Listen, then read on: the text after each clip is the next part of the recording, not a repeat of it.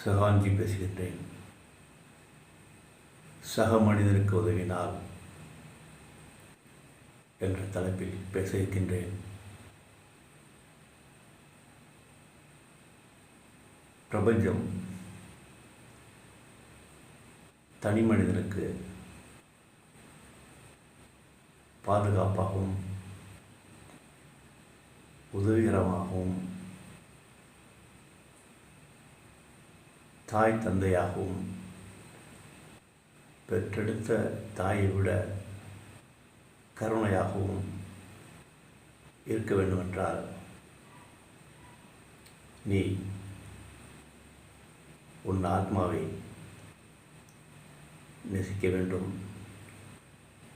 ஆத்மாவை நேசிப்பது என்றால்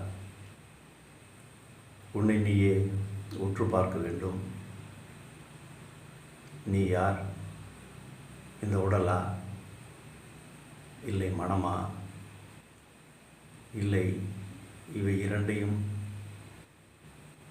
மௌனமாக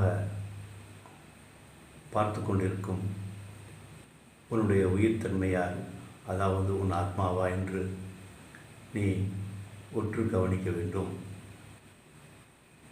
இதை கவனிக்க வேண்டுமென்றால் உன் மனது அமைதி நிலைக்கு திரும்ப வேண்டும். இதற்குத்தான் தியானம் உதவுகின்றது.